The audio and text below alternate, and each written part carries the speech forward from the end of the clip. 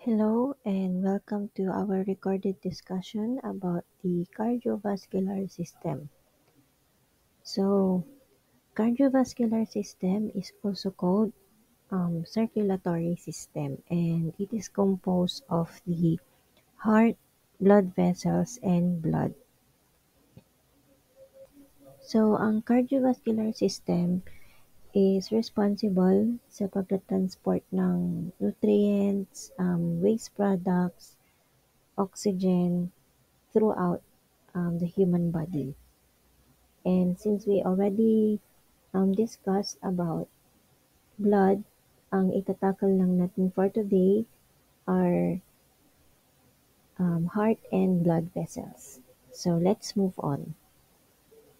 Okay, so our learning objectives for this topic is for the student to name and describe the main parts of the human circulatory system and also to describe the role of the heart, blood, and blood vessels. So, X nyo na yung blood, heart, and blood vessels na lang.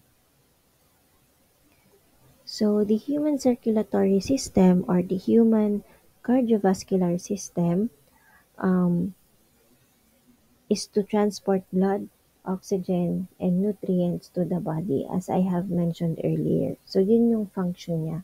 Yun yung kailangan niyang gawin. And ano naman yung mga involved sa paggawa or pag-perform ng function na 'to. So, sinabi ko din kanina, si heart, blood, and blood vessels. So, mauna na tayo kay heart. So, si heart, muscle siya actually. And isipin niyo yung poso or yung bomba. Yan, yung mga nakikita sa rural areas, yung walang gripo, ganyan. So, yun si heart. Ganun siya, pinapump niya yung blood natin throughout the body. And later on, i-discuss ko further yung four chambers niya wherein meron siyang dalawang atria and dalawang ventricles. Okay? So, si heart, ang heart natin, it is a size of a fist, kamao. Okay? And approximately, ang isang healthy adult, kaya niyang mag-pump ng 5 liters of blood per minute. So, ang heart natin is nababalutan siya ng pericardium.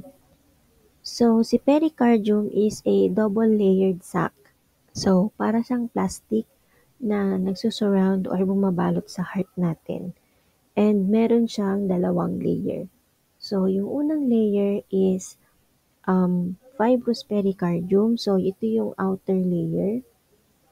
And tumutulong siya para maprotektahan yung heart and also naka-anchor siya, naka-angkla, parang naka-hook siya sa surrounding structures kagaya ng diaphragm and sternum. Okay? And i-add ko lang yung location ng heart. So, yung heart natin is located in between the lungs, slightly tilted. So, pag sinabi natin slightly tilted, hindi siya straight, parang naka-slanting siya ng konti to the left. So, isipin niyo yung mangga, ganun yung heart natin. Then, yung pinaka dulo niya, yung pointed sa pinakababa, naka-tilt siya to the left side. Left natin na. Okay, so let's continue. So, ang serous pericardium naman is, siya yung inner layer.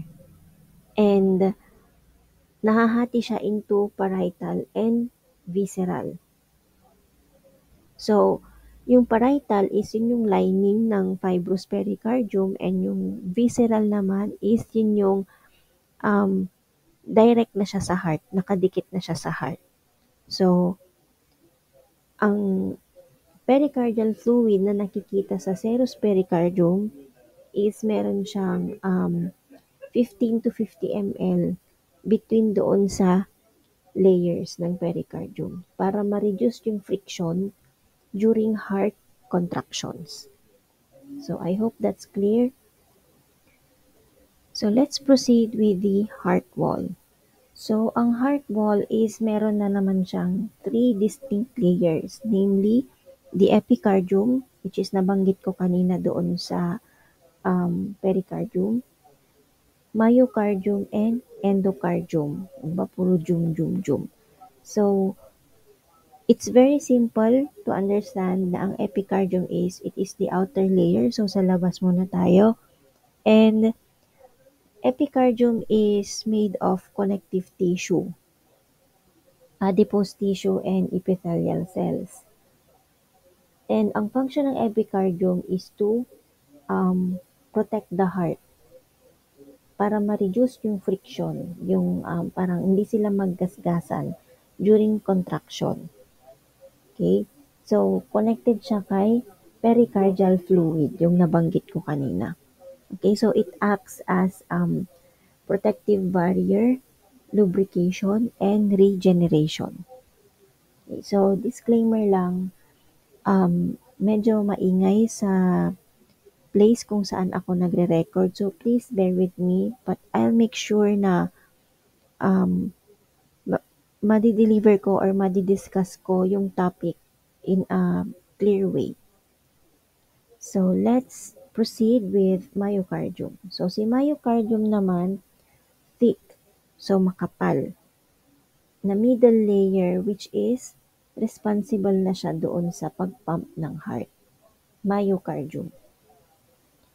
So, si myocardium is composed of striated muscle fibers. So, di ba, nung muscular system, na discuss ko ang striated, meaning line-line siya. May parang guhit-guhit siya. So, ganun ang itsura ni myocardium. And, ang function niya is to, yung contraction ng heart, responsible siya for heart contractions para makapag-pump yung heart natin through the circulatory system. Okay? So, si myocardium is for protection, lubrication, and regeneration. Si myocardium naman is for contraction and pumping, electrical coordination, and structural support. So, the last layer is si endocardium. So, it is the innermost layer. So, doon na makikita yung chambers and valves. So, dito, ang trabaho ni endocardium is to provide smooth surface for blood flow. So, pine-prevent niya din ang clot formation. So, pine-prevent niya yung clot formation, iniiwasan niyang yung blood is mag-stick doon sa heart walls. Okay? And si endocardium din ang responsible for blood flow regulation, modulation of myocardial function, and valve support. So, yung valves, 4 din yun, i-discuss ko siya later.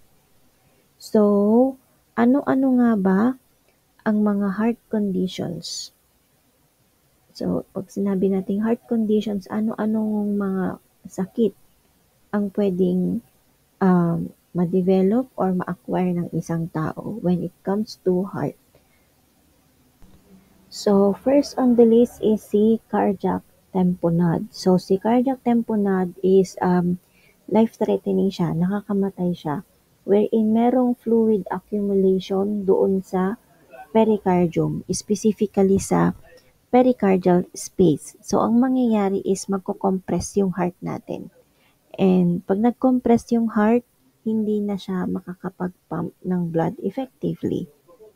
Okay, so ang cause ng cardiac tamponade is merong fluid build-up, sabi ko nga. And nakukuha siya kapag nasaksak, ganyan. Merong injury sa chest, for example, na-aksidente, mga ganon.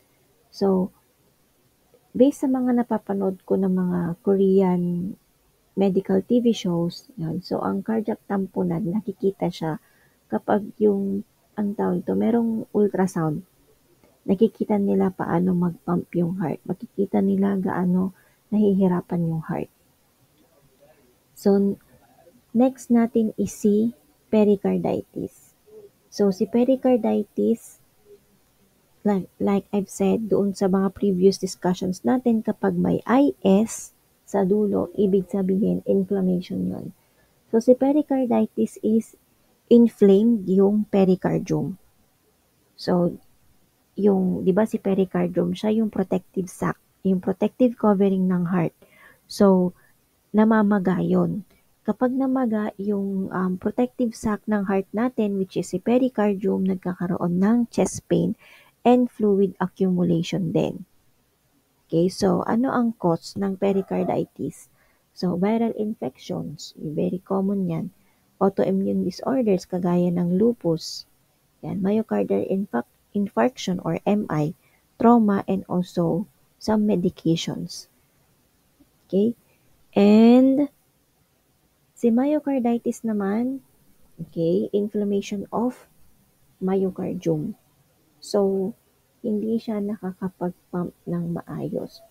So, if you remember myocarditis, myocardium is muscular siya.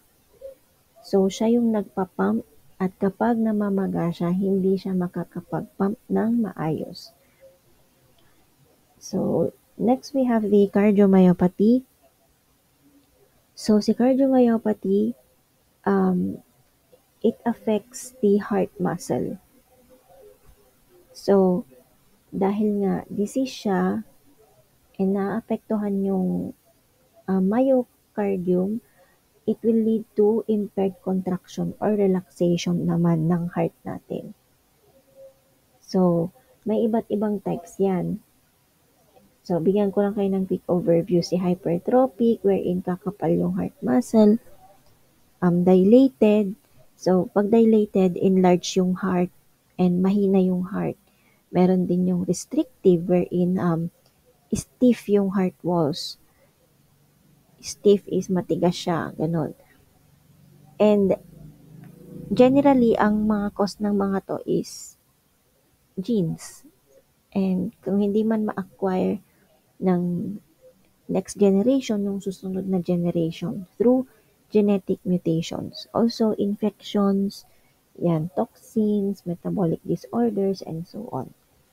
So, ano naman ng endocarditis? So, endocarditis is infection siya sa endocardium. So, sino ulit si endocardium? Siya yung pinaka-innermost layer na nakadikit na or meron na siyang connection doon sa mga valves and chambers ng heart. So, kapag nagkaroon ng infection yon, syempre, hindi na pwedeng maapektuhan yung mga valves and chambers natin. So, ang cause niyan is bacteria. So, bacterial infections, fungal and parasitic infections. Okay, so okay na tayo sa heart condition. So, let's proceed to the chambers of the heart. So, as I have mentioned earlier, di ba, 4 yan? Pero, start muna tayo sa chambers. So, sa chambers, we have dalawang superior chambers, which is the left and right atria and the left and right ventricles. So, si atria, magre-receive yan ng blood para sa heart. Specifically, magre-receive si atria ng deoxygenated blood. And yun si right atrium. While si left atrium naman is magre-receive siya ng oxygenated blood.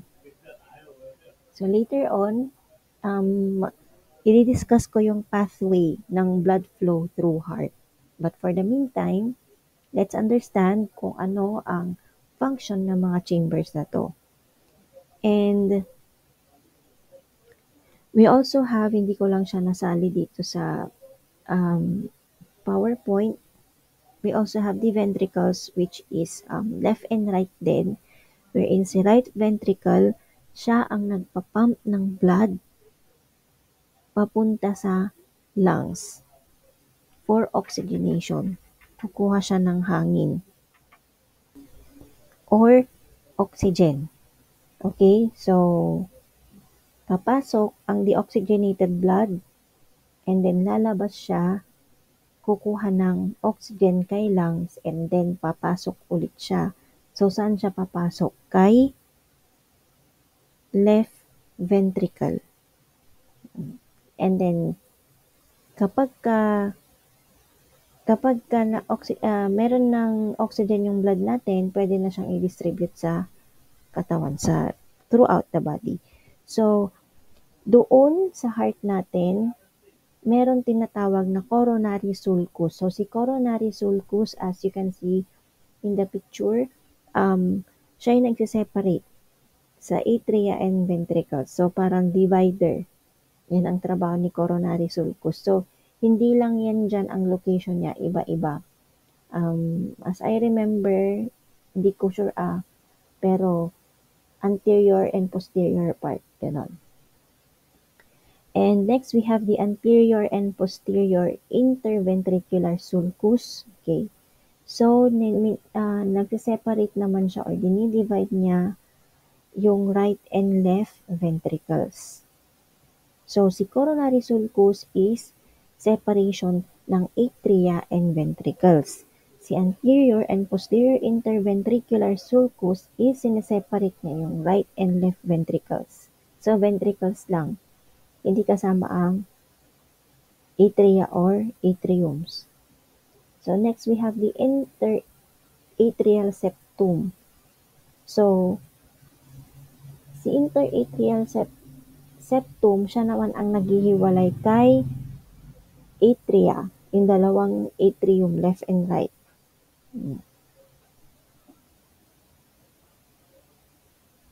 So ini-split niya into half. Okay, so I hope naiintindihan niyo siya. Let's proceed with the valves. So valves naman, nahahati din siya sa apat. So nandiyan yung example ng different valves. We have the tricuspid valve, pulmonary valve, mitral valve or bicuspid valve, and the aortic valve. So si tricuspid valve is located siya between right and left atrium. So right and left atrium. And si pulmonary valve naman, right ventricle and pulmonary artery. So, makikita niyo dyan sa picture ito na meron siyang distinction, meron siyang indication kung paano nyo ma-identify sino si pulmonary, sino si um, tricuspid valve, ganon. And we have the mitral valve wherein si left atrium and left ventricle naman sa gitna siya. And then si aortic valve sa left ventricle and aorta. So, aorta is yung kulay blue na malaki. Itong front, yung red. Yung red. Yun si aorta. Yung malaking parang tubo dyan. Yan si aorta. Yung malaking blue naman, yan si pulmonary valve. Okay?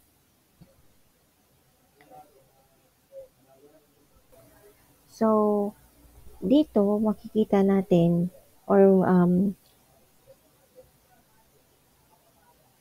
i-explain ko si cardiac muscle tissue wherein si cardiac muscle tissue, it exhibits autorhythmicity or autorhythmics. So si autorhythmics, it is the ability to generate spontaneous. Spontaneous meaning natural siyang gumagalaw freely, ganyan, hindi siya pinipilit. So autorhythmicity is the ability to generate natural electrical impulses, spontaneous electrical impulses without external stimuli. So hindi mo kailangan matusok, hindi mo kailangan masampal para mag-pump ang blood mo. It happens naturally. And dahil doon sa autorhythmicity, nagkakaroon ng continuous and coordinated heartbeats.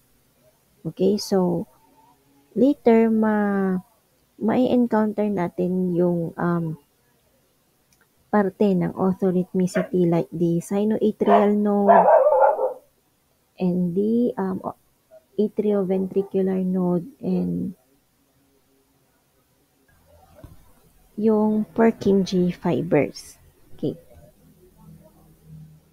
So, ano ang function ng ating heart?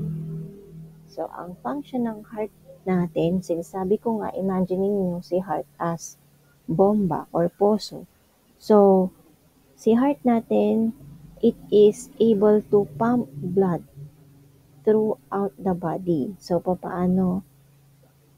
First is blood flow through heart. Next, we have the cardiac conduction system, cardiac cycle, electrocardiogram, cardiac output, and heart regulation. So, dito na tayo kay blood flow through heart. Yan. So, ang sinasabi lang niyan is blood flows through the heart. Oxygenated man yung blood natin or deoxygenated. So, kapag yung blood natin is nakakollect na siya ng oxygen, I mean yung body has collected the oxygen, babalik yung blood doon sa heart natin na oxygenated na. Kasi nga ang nagpo-flow sa blood ay sa katawan natin is deoxygenated. And then mag-i-inhale tayo ng oxygen, papasok kay lungs and kukunin yun ng blood natin through heart pumping. Okay? So, dito makikita natin yung pathway. Actually, doon sa reading material nyo, blood flow through the heart and pathway is just the same. So, explain ko na lang siya. So, una, makikita nyo dito sa picture may mga numbers yan. So, i-match-match natin. Number 1, yung deoxygenated blood, deoxygenated means walang oxygen. It lacks oxygen. Is papasok siya sa superior vena cava. And then, pagpasok kay superior vena cava and inferior vena cava, so up and down yan, dalawang tubo ang papasukan ng deoxygenated blood, papasok siya kay right atrium. So, pagpasok niya kay right atrium through tricuspid valve, papasok siya kay right ventricle. And pagkatapos niyan, pagkapasok niya kay right ventricle, dadaan siya kay pulmonary trunk, yung color blue na malaki. And then, after niya kay pulmonary trunk, lalabas na siya kay pulmonary artery, and then didiretso yung deoxygenated blood kay lungs wherein kukuha siya doon ng oxygen na na-inhale natin. So, kapag kuha niya ng oxygen kay lungs, pagkakuha ni blood, ang mangyayari niyan is papasok na siya sa pulmonary veins. Yun yung number 6. So, pagpasok niya kay pulmonary veins, papasok siya kay left atrium sa tulong ni mitral valve. And then, papasok siya kay left ventricle and magpapump ng blood si aortic valve papunta kay aorta. And then, lalabas yung oxygenated blood na yan para i-distribute sa buong katawan natin. Oxygenated na siya, so color red na siya. So, meron tayong tinatawag na circulations. We have the pulmonary circulation and the systemic circulation. So, si pulmonary circulation, small circulation yan and circuit on its own. Diyan lang siya umiikot. And si systemic circulation naman, major siya. So, buong katawan natin. So, ito yung better explanation niyan. So, si pulmonary circulation, it is the circulation when the blood goes from the heart to the lungs. So, heart muna and lungs. So, papasok siya sa arteries na walang oxygen, deoxygenated yan. And then, lalabas siya sa, pagpasok niya ulit sa vein, meron na siyang oxygen, pulmonary. Pag systemic naman, i-deliver na yung blood with oxygen sa body tissues. So, kakalat na yan sa katawan natin. So, just remember si pulmonary, umiikot lang siya from deoxygenated blood sa heart to the lungs and then babalik ulit siya sa heart. So, heart, lungs, heart. While si systemic circulation naman, heart through two body tissues or two whole throughout the body and then babalik siya na deoxygenated. Okay? Deoxygenated through vein. So, next function of the heart is the cardiac conduction system. So, ito yung sinasabi ko kanina, no, doon sa orthorhythmics or orthorhythmicity, wherein may encounter natin si sinoatrial node or the SA node. Si sinoatrial node is the pacemaker ng heart natin. So, si sinoatrial node, ang ibig sabihin lang yan is tumutulong siya para ma-regulate yung heartbeat natin. Dapat within the normal range lang. Ganun ang trabaho ni sinoatrial node. So, si atria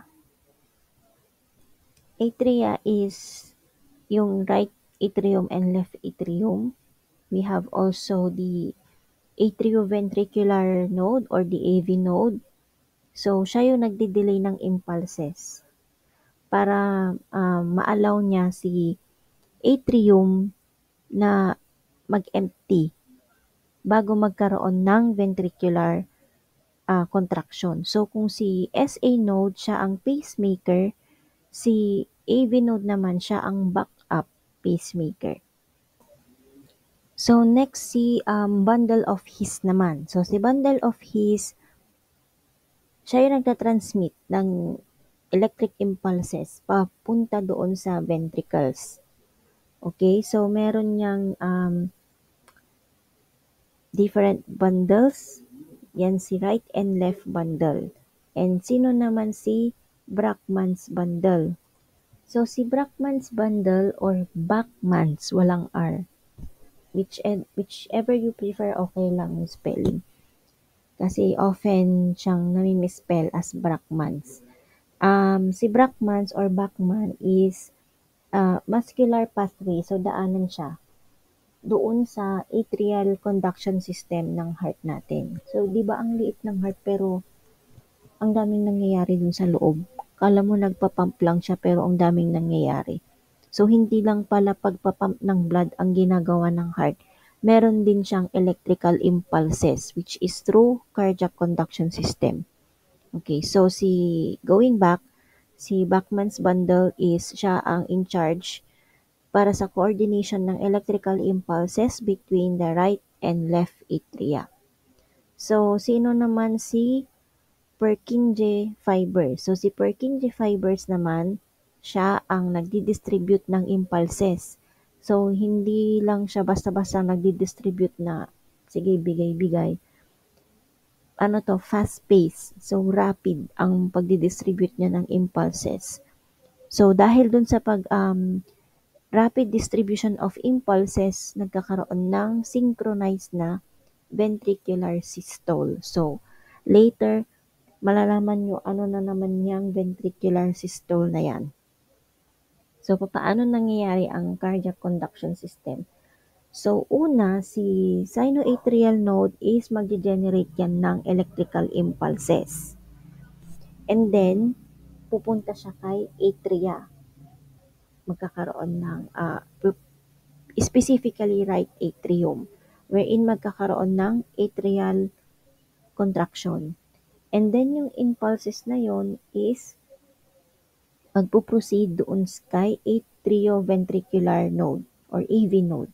So magkakaroon ng delay para makomplete ni right atrium yung pag-e-empty ng blood. And then, yung signal or yung impulse is magta-travel papunta kay bundle of His. And then, mag-i-split yung electric impulse na yon sa bundle branches, which is si right and left bundle. And then, i-activate niya si Purkinje fibers, wherein magkakaroon ng rapid distribution of impulses. And then, doon niya matitrigger yung ventricular contraction. Okay, so I hope you understand yung pathway ng cardiac conduction system. So, next, punta tayo kay cardiac cycle. So, cycle siya meaning paulit-ulit. So, start to end, ganon. So, si cardiac cycle is a sequential event sa heart natin na, yun nga, repeated nga, kaya nga cycle eh. So, dito makikita natin yung phases ng cardiac cycle wherein meron niyang systole and diastole for both the atria and the ventricles. So, ang isang cardiac cycle is one complete contraction and relaxation of the heart. 'Di ba? So, magko-contract and then magre-relax. So, one cycle agad yon. So, systole, imagine meron sa inyong kumukuha ng blood pressure, 'di ba? May prinipress na parang kulay black. So, and then habang sumisikip yung nandito sa arm yung kasi sphygmomanometer ang tawag doon. So, kapag nirelease na yung air doon sa may cuff, yon sa cuff, CUFF, is meron tayong maririnig na systole. So, yun yung contraction and diastole is relaxation. So, ang systole kasi, yun yung unang sound na maririnig kapag bumababa na yung kamay doon sa meter, sa sphygmomanometer. So, yung unang pitik, yun yung systole. And then, pitik ng pitik pababa yan, magiging at-rest yung heart, which is yun yung diastole. Okay? So, yung buong cycle na yon considered as one cycle, and that is what we call cardiac cycle. Okay? So, dito sa figure natin, meron tayong different phases. So, una, yung atrial systole begins wherein merong atrial contraction na nagfo-force sa blood papunta sa ventricles. And then, next we have the ventricular systole or ito yung first phase. So, sa first phase, ang mangyayari dyan, si ventricular contraction, ipupush niya yung AV valves close. So, i-close na niya. So, after, pag na-close na siya, dito na tayo sa second phase wherein yung semilunar valves, mag-open siya and mai-eject yung blood. So, lalabas.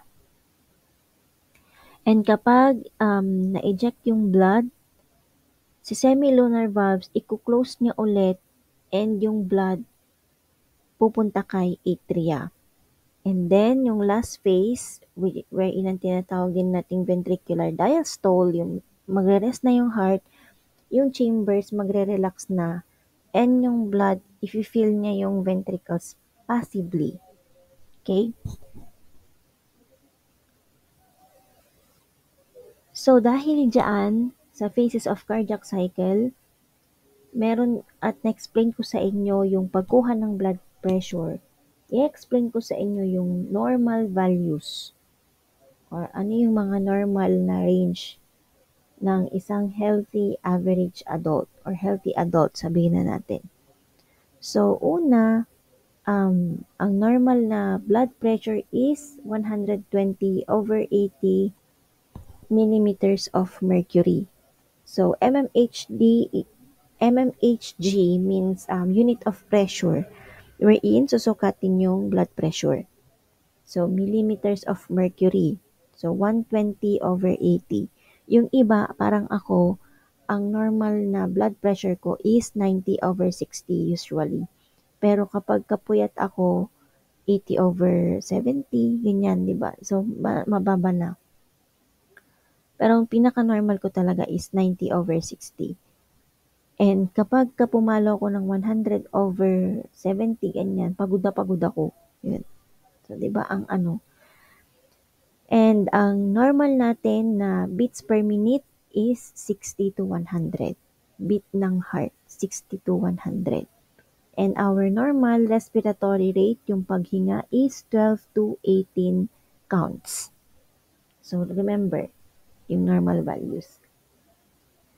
So, another, we have the electrocardiogram. So, electrocardiogram is, nagpapakita yan ng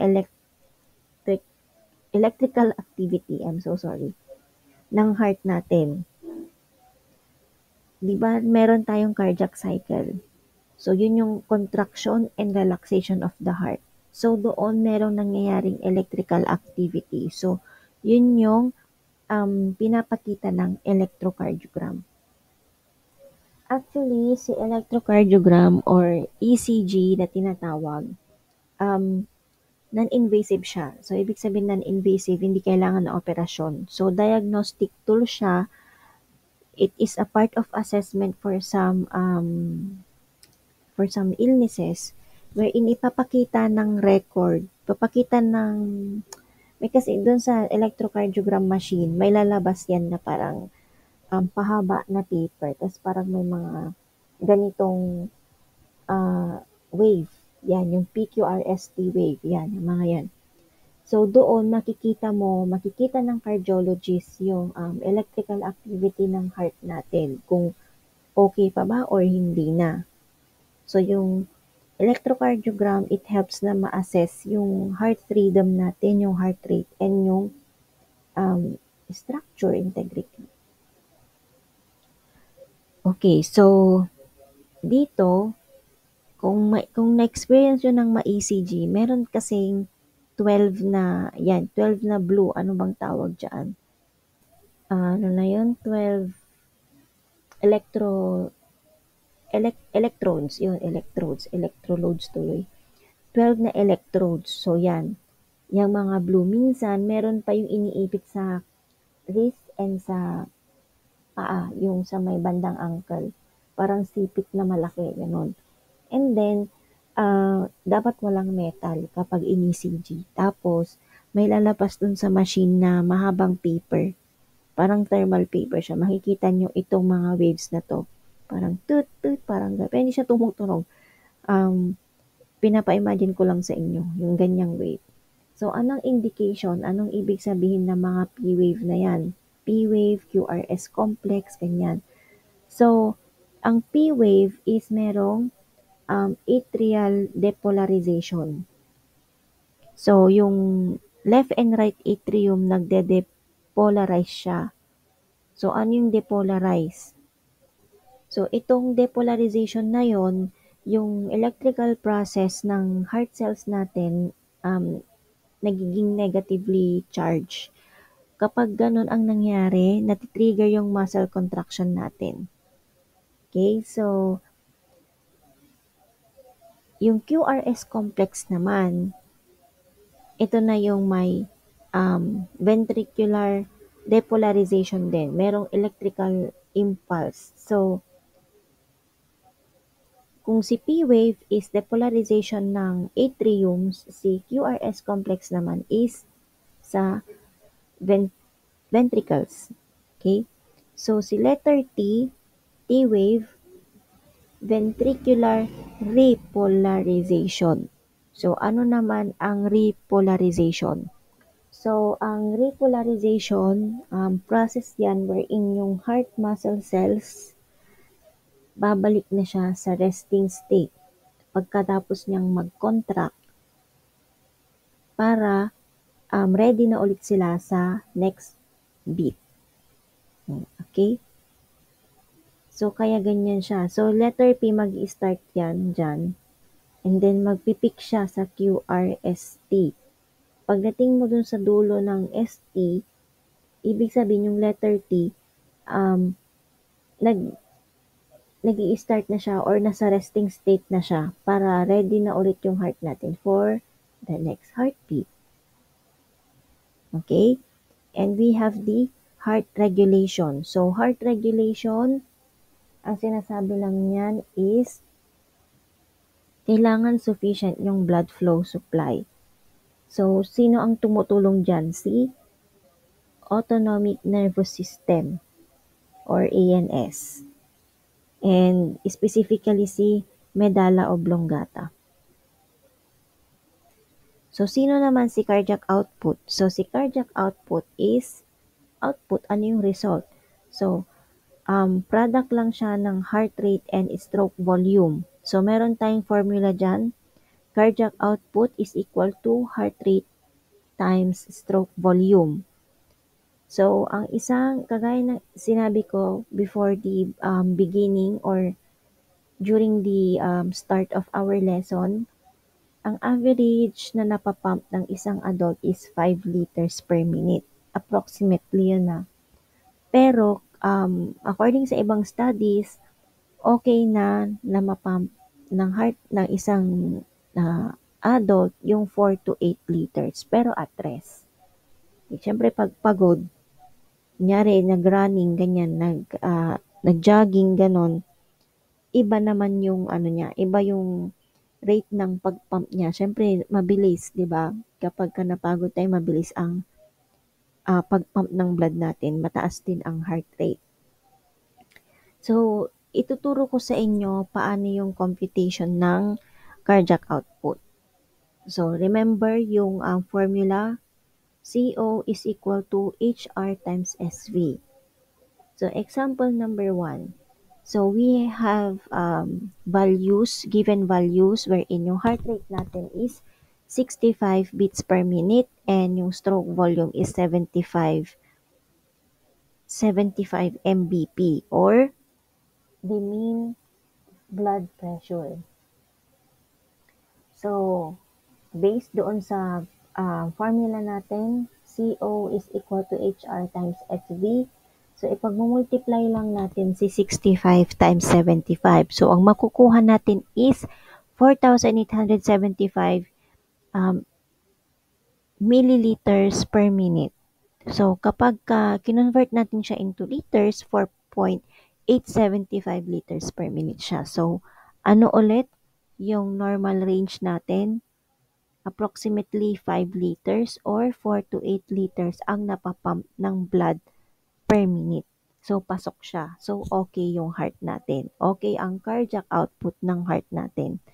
So, papaano naman kapag mababa ang cardiac output like this example? Yan.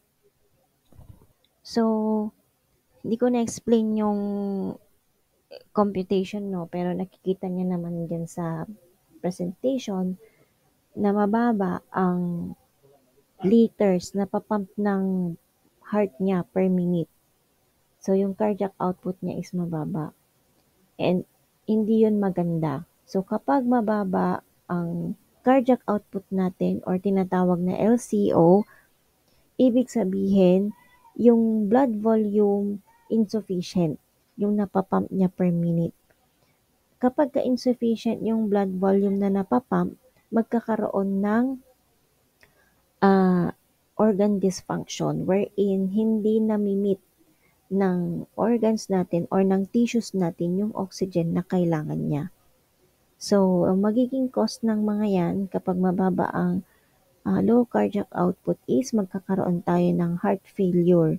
Maapektuhan yung systolic diastolic function or yung cardiac cycle na in-explain ko kanina. Meron ding myocardial ischemia or infarction, maatake sa puso, ganyan.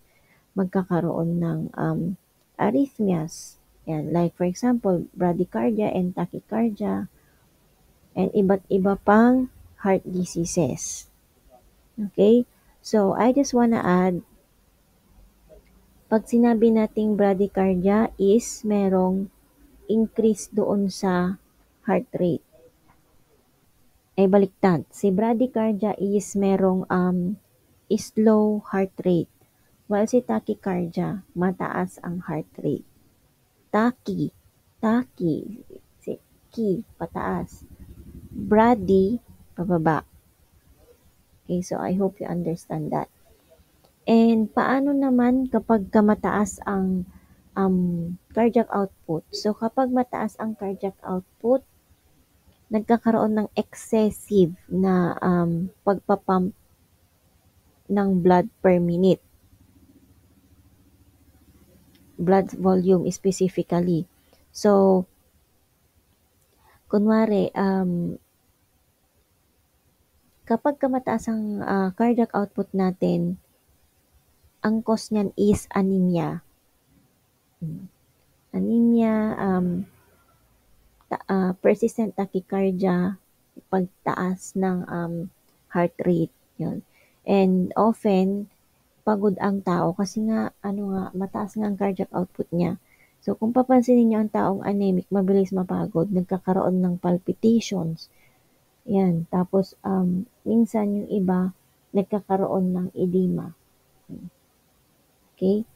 So, paano malalaman kung merong tachycardia ang isang tao or bradycardia? Madali lang yun. Kung alam niyo yung normal values, malalaman niyo kung tachy kayo or brady. Okay? So, next we move on to blood vessels. So, blood vessels, meron tayong tatlong klase. We have the arteries, capillaries, and veins. So, sa arteries, dinadala niya yung blood away. So, A. Arteries, away. Arteries away from the heart. Mapunta yan siya sa capillaries, and then capillaries to the veins. Okay, so capillaries is siya naman ang in charge doon sa pag-exchange ng materials. For example, substances, chemicals, ganyan. Between blood and our tissues. Kasi nga 'di ba, pag lumabas na yung oxygenated blood natin sa heart, papunta na siya sa buong katawan natin, gigitna na yan si capillaries. So siya ang magsasabi na okay na, pwede na pwede ka nang makipagpalitan ng ions kay ganito. So in between tissues. Okay? Tissues and blood. So kapag kay vein naman is dinideliver natin yung blood pabalik sa heart. So, mauna kay artery. So, paglabas ng blood kay heart, pupunta siya kay capillaries. And kapag kay capillaries, magkakaroon ng exchange, palitan ng chemicals or substances in between organs and tissues. And then, babalik na siya kay heart si blood, balik siya kay heart through veins naman. Okay, so dito tayo kay arteries. Ayan, so continuation lang, no? So si artery, meron siyang thick wall. Si capillary, merong thin wall, and si vein is less muscular and stretchy. So hindi lang ibig sabing ugat is ugat lang yan, artery na yan, hindi. Depende yun sa laki, sa liit. So, si capillary siya yung pinakamaliit. And, ang tawag dun sa pinakamaliit na capillary is microscopic capillaries. So, siyang pinakamaliit sa lahat ng vessels. And yung pinakamalaki is si artery. Yan. And specifically, yung pinakamalaking artery na yon is si conducting arteries.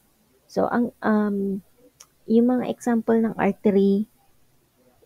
conducting arteries are the pulmonary arteries, aorta, and carotid. Carotid dito sa may leeg, sa ibaba ng baba natin, may pulso dyan. So, conducting arteries yan. Yung distributing arteries naman, from the word distributing, wherein dinidistribute nila yung blood galing sa conducting arteries papunta sa organs. So, hepatic artery, so hepatic is nasa liver and renal arteries naman is nasa kidneys. Doon sila makikita. And si resistance arteries naman, so pinakamaliit sa lahat ng arteries. So, arterioles, yun, doon sila makikita. So, dito naman tayo kay capillaries. So, si capillaries, yung sinabi ko kanina, meron siyang microscopic capillaries, which is yung pinakamaliit na vessel sa lahat. Okay? And we have the veins. So, sa veins, we have the venous, medium veins, and large veins. So, very self-explanatory. Venous is maliliit, medium is sakto lang, and large is yung mas malaki. Pero hindi ibig sabihin, small, medium, large sila is wala silang ginagawa. So, si venules, sila yung tumatanggap ng blood galing kay capillaries. Si medium veins naman, siya yung tulay. Between, isipin nyo, dalawang barangay or dalawang lugar. And merong tulay, so siya si medium vein wherein siya yung nagfi-fill ng gap between small venules and large veins. So gumigit na siya dun sa dalawa. And makikita yan sa femoral vein. So saan ulit yung femoral vein? Sa may bandang paa. And large vein naman is siya ang nagbabalik ng deoxygenated blood. So, blood na walang oxygen. Pabalik sa heart natin. Example niyan is si jugular vein. Yan. Vena cava, superior and inferior vena cava. Kasi sila nga ang nagre-receive ng deoxygenated blood. And also yung pulmonary veins. Okay, so dito naman tayo, tunics. So, meron tayong tinatawag na tunics sa vessels natin. So, ano yung tunics?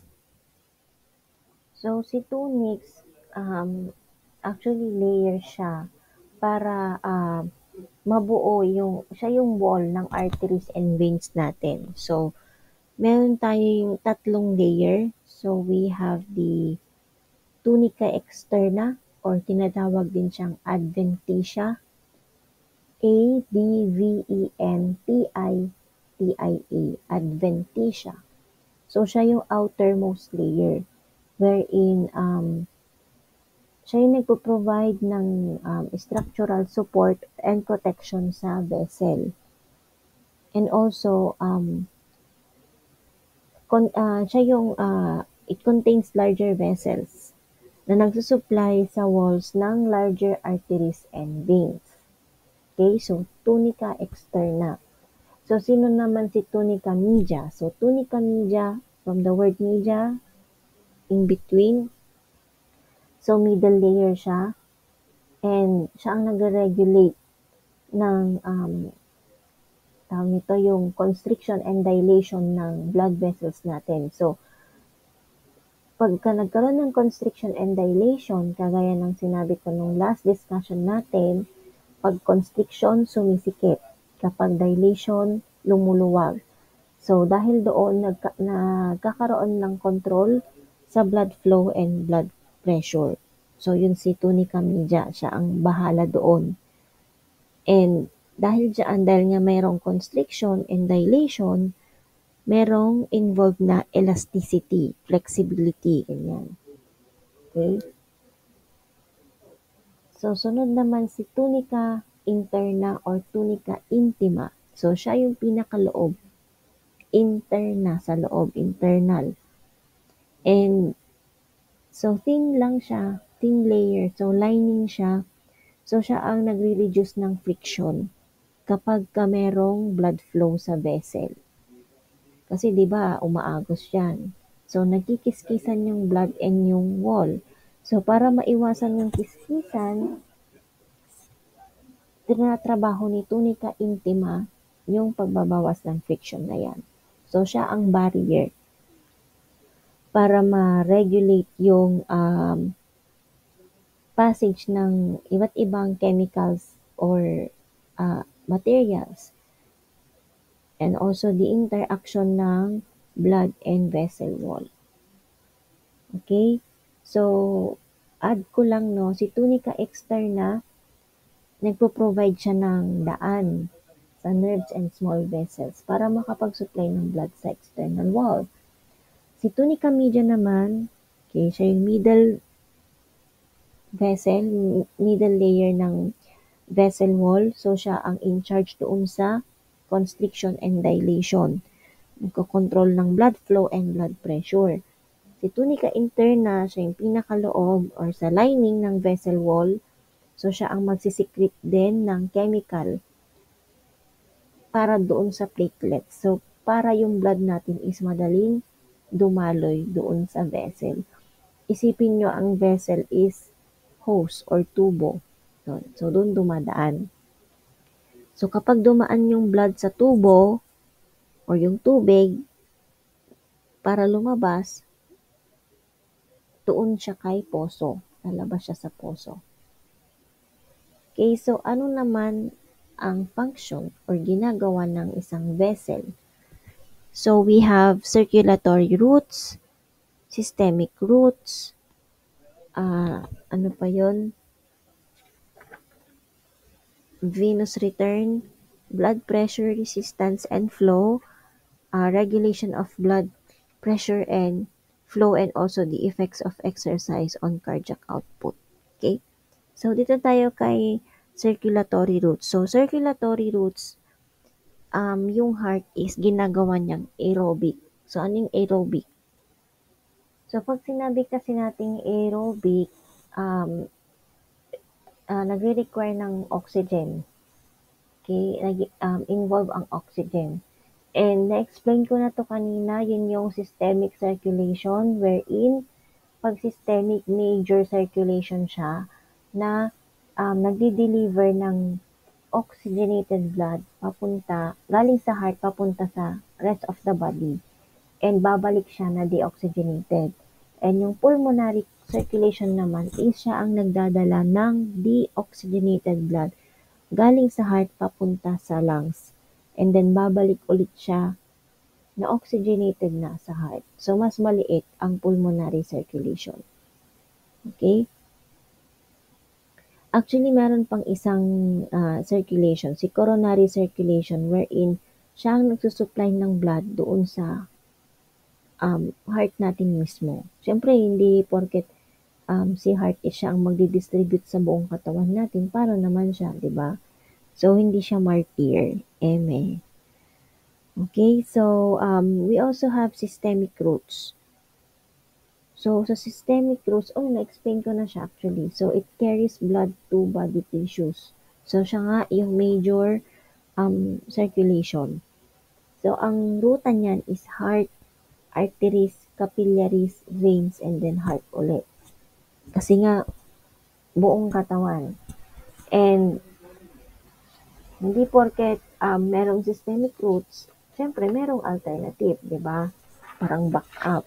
So, if ever na mayroong blockage, for example, mataas ang pressure ng blood natin, siya yung kikilos, si alternative routes. So, meron tayong two types niyan, si portal route and anastomosis. So, si portal route, ang tawag nito, meron niyang capillary beds. So, papaano ang function ng portal route? So, tinatawag din siyang hepatic portal circulation. So, tinatransport or dinideliver niya yung blood sa gastrointestinal tract. So, ang purpose nito is inaalaw niya yung liver na i-process yung nutrients and to detoxify yung mga na-absorb niyang substances or chemicals galing sa digestive tract papunta bago ulit sila pumasok sa systemic circulation pabalik sa heart. Okay? And we also have the anastomosis. So, ang sinasabi lang nito is yung mga vessels na didikit-dikit, nagme-merge, nagmi-mix sila together. So, meron ulit siyang three types. Si arteriovenous anastomosis, so tinatawag siyang shunt. So, ano yung shunt? So, passage siya, artificial passage siya, wherein nagkakaroon ng direct blood flow from one area to another. So, nagkakaroon ng bypassing. Okay, so shunts is naturally na nangyayari sa katawan natin. And we have the arterial anastomosis wherein nagme-merge ang dalawang arteries. And si venous anastomosis wherein yung pinaka-common sa lahat ng anastomosis wherein nagme-merge naman ang vein para ma-drain ang isang organ. So, another function of the vessel is the venous return. So, kung si, asan na yun? Kung si systemic route is to carry blood to body tissues, si venous route naman is the blood pabalik sa heart. And meron siyang 5 mechanism. So, una is si pressure gradient. So, pressure gradient, babalik yung blood papunta sa heart. And si gravity, yung blood is nagmo-move siya doon sa veins sa taas ng heart because of gravity. Di ba gravity? Alam naman natin yung gravity. And then yung thoracic pump naman, um, nagkakaroon ng dagdag na volume and pagbawas ng pressure doon sa chest natin. Thoracic. Thoracic is a trunk sa katawan. And cardiac suction wherein nagkakaroon siya ng lesser pressure doon sa atria or the right and left atriums. And then yung skeletal muscle pump wherein merong massage na nangyayari wherein kunyari electrical impulse and then magkakaroon siya ng facilitation. So, it helps facilitate yung venous blood return pabalik sa heart natin. Okay, and dahil dyan, mapiprevent yung backflow. Okay? So, dito na tayo sa blood pressure, resistance, and flow. So, nag-explain ako kanina ng blood pressure. So, it is the force of blood. And normal is 120/80 millimeter of mercury. And then, si blood flow naman is ilan yung amount ng blood na dumadaloy doon sa, ang tawag nito, sa isang area in a given amount of time. Okay, so it's often expressed in millimeters per minute, ml per minute. So, involved dito si cardiac output. Kasi millimeter per minute. Okay, and we have dagdag ko lang sa blood pressure, no? So, sa blood pressure, mini-measure siya, yung blood pressure natin, using sphygmomanometer. So, yun yung BP apparatus na tinatawag nila. Pero ang tawag dun is sphygmomanometer. And ang normal blood pressure is, sinasabi ko ulit, 120/80 millimeter of mercury. So, ano naman ang pulse pressure? So, pulse pressure, yung surge. So, ano yung surge? So, surge is yung sudden increase. So, kung i-explain natin ulit si pulse pressure, yung sudden increase ng pressure. So, merong formula yan. So, pulse pressure is equal to systolic blood pressure minus diastolic blood pressure. So, dito sa example natin, ang systolic blood pressure niya is 120. So, ima-minus mo lang yung 72 na diastolic makakakuha tayo ng 48 millimeters of mercury.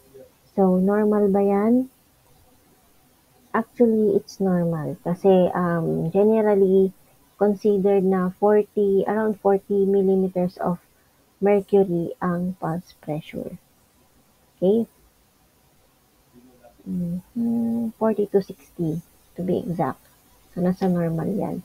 And ano naman ang mean arterial pressure? So, ang mean arterial pressure, na-discuss ko yan siya kanina sa cardiac output. So, involved doon yung stroke volume naman. Kung saan yung average pressure ng arteries is dapat na withstand. Okay? So, next we have the blood resistance. Mini-maintain yung blood pressure and dapat nakakakuha ng enough na tissue perfusion. Ano ibig sabihin ng tissue perfusion? So, tissue perfusion, yun yung process na i-deliver yung blood papunta sa capillaries. So, dapat trabahuin ni mean arterial pressure na, ni blood resistance, trabahuin ni blood resistance na i-deliver yung blood para maka-receive yung tissues ng enough oxygen and nutrients. And also, facilitating yung pagtanggal ng waste products sa blood. So, paano nangyayari yan? Merong tatlong process or tatlong paraan. We have the viscosity, blood viscosity. Gaano kakapal yung blood natin. And next, we have the vessel length. Okay, so self-explanatory na yan. Gaano kahaba ang vessel or ang ugat natin and yung vessel radius. So, si blood resistance, sinatawag din siyang vascular resistance. So, sa vessel radius, actually involved siya sa sukat. So, meron na namang math dito. And sa vessel radius kasi, kapag maliit or nagkaroon ng change sa vessel diameter, pwede siyang magkaroon ng change doon sa resistance, sa blood resistance. So, magkakaroon ng improper na blood flow. Okay, so, sorry dun sa ingay ng motor. So, we have the blood viscosity. So, thicker blood. So, kung mas mataas ang viscosity, mas makapal yung blood natin. Wherein, i-increase yung resistance. So, kapag dehydrated tayo or mas mataas ang red blood cell count natin, pwedeng ma-elevate ang blood viscosity. And sa vessel length, nakaka-affect siya sa blood resistance kasi the longer blood vessels, nagkakaroon ng more resistance dahil sa increased friction doon sa vessel walls. Okay? So, dito na tayo sa regulation of blood pressure and flow. So, regulation, ma-maintain in normal range. So, nare-regulate ang blood pressure and flow natin through local control, wherein yung tissues natin, kaya niya i-auto-regulate yung sarili nilang blood supply. For example, si lungs, sabihin niya yung tissues ni lungs, sabihin niya, okay na to. Ito lang ang kukunin kong blood, 1 litro lang. O kaya 50 ml lang na blood ang kailangan ko. So, bahala sila. Sila ang nakakaalam kung ilang amount ng dugo or supply ng dugo ang kailangan nila. So, hormonal control naman, so involved dito ang endocrine system wherein gagamit ng homeostasis or balance para ma-regulate yung blood flow. And neural control naman is mare-regulate yung blood pressure through and flow through the medulla oblongata. Neural, which is sa brain. So, nai-impluwensyahan niya ng baroreflex. So, magkakaroon ng increase sa vagal stimulation of the heart. So, ano yung vagal stimulation? So, vagal stimulation, activation siya ng vagus nerve. So, doon yun sa brain natin, sa nervous system, which is, um, na-activate niya ang parasympathetic nervous system. So, siya yung pinakamahabang cranial nerve. Okay, so doon siya sa spinal nerve. I mean cranial nerve, yung 12. Okay? And next we have the chemoreflex. So sa chemoreflex, yung respond sa changes ng blood chemistry, particularly sa oxygen and carbon dioxide.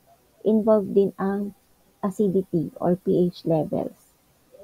And si medullary ischemic reflex, so response siya sa decreased blood flow or tinatawag nating ischemia. So, decreased blood flow papunta sa ating brainstem, papunta sa medulla oblongata. So, kapag na-compromise yung blood flow sa medulla oblongata, nadidetect yan ng neurons natin yung reduced oxygen levels. Okay? So, malapit na, konti na lang. Ano naman ang effects of exercise on cardiac output? So, I think na-explain ko na to kanina, yung jogging, kung natatandaan nyo. Ulitin ko lang, no? For example, nag-jogging ka, at tumakbo ka, ganyan. So, at rest, ang cardiac output natin normally is 40 to 80. Pero dahil tumakbo ka, hinabol mo si crush mo, kunwari, gusto kong makita si crush ko. So, tumakbo ka. And then, di ba kapag tumatakbo tayo, nagkakaroon ng increase sa heart rate, hinihingal tayo. So, dahil nagkaroon ng increase sa heart rate, nagkakaroon din ng increase sa cardiac output. At dahil doon,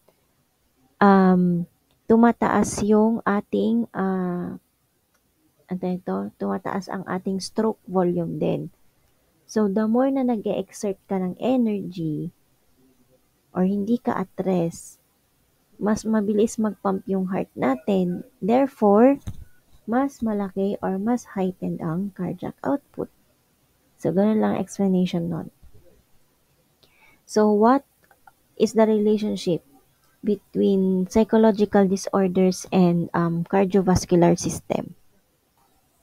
So, first we have, bago ako mag-start, trigger warning lang ha. We are talking about psychological disorders and this is for educational purposes only.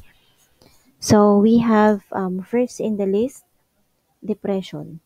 Mapa-major man yan or ano, mapa-major depressive disorder man yan or persistent or postpartum, ganyan, or seasonal affective disorder or psychotic depression, marami kasi yan.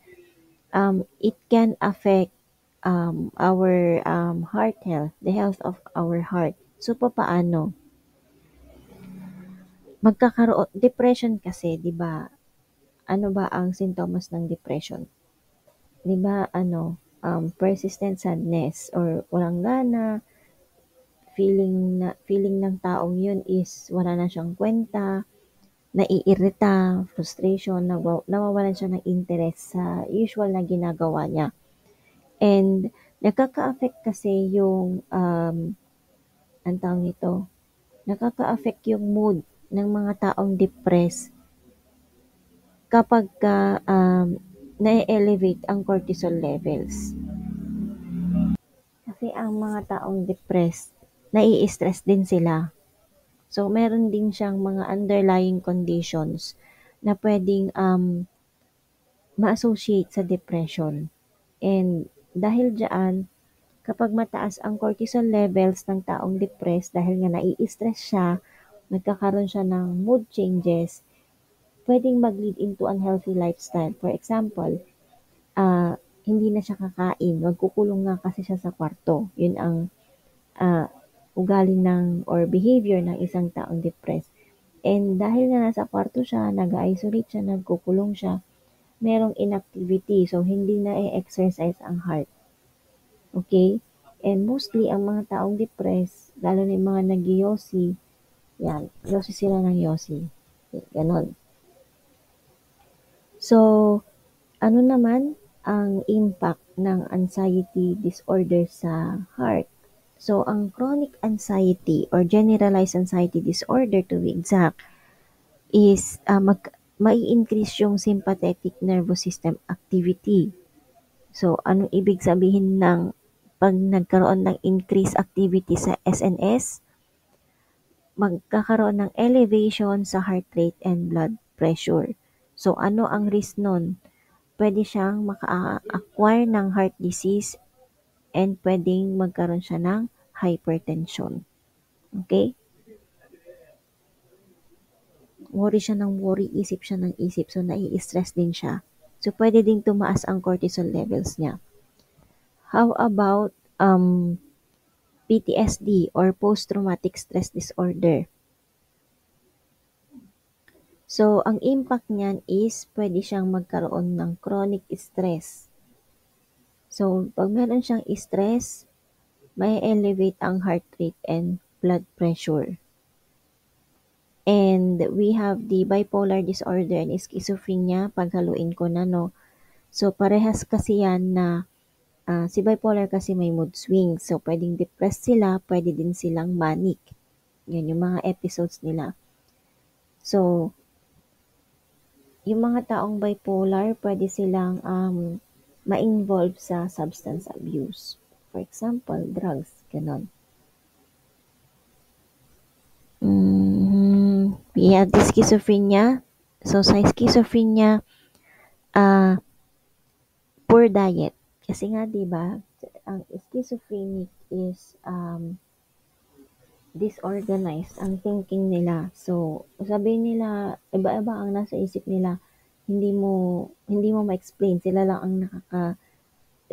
ang nakakakita nun, nakakarinig, nakaka-experience. So, dahil doon, nagkakaroon ng poor diet, inactivity, yan. And also, yung medications nila, pwedeng merong cardiovascular side effects. So, kapag napabayaan, it may lead to more serious cases ng cardiovascular illnesses. So, next we have the yun, chronic stress. Na-explain ko na kanina. Kasi nga pag stress, isip ka ng isip, magkakaroon ka ng anxiety, and then mai-increase ang heart rate mo and yung, ano na yung sinasabi ko, heart rate and blood pressure. Yan. So, idagdag ko lang, eating disorders like anorexia nervosa and bulimia nervosa. So, magkakaroon ng severe nutritional deficiencies, electrolyte imbalances kasi nga nagsusuka. So, pagsusuka is connected yan sa bulimia nervosa. So, magbi-binge eat ang taong may bulimia nervosa. Magfa-fasting sila wherein yung anorexia nervosa naman takot silang tumaba. So, ang tingin nila sa salamin is mataba sila pero ang totoo sobrang payat na nila. So, ang gagawin nila, gugutumin nila yung sarili nila. At dahil papayat sila ng papayat, yung nutrients na kailangan ng heart is hindi nakukuha. So, therefore, merong impact ang health ng heart natin sa psychological disorders.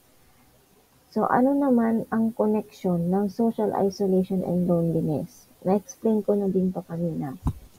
Kasi nga, di ba, pag nag-isolate ang isang tao at nalulungkot yan, magkukulong sa kwarto, magkakaroon siya ng poor diet. So, poor diet leads to medical conditions like pagpayat. So, hindi nakukuha ng heart yung nutrients na kailangan niya. So, paano siya magtatrabaho? So, hindi lang heart ang affected. Actually, buong katawan natin. So, if ever you have the psychological disorders, do not self-diagnose. Better na mag-consult sa mental health professionals. Okay, so may mga psychologists naman dyan, psychiatrists too. help you with your psychological disorders. Okay, so that ends our discussion, my discussion about cardiovascular system. Thank you very much. So if you have any question, please don't hesitate to contact me. Bye bye.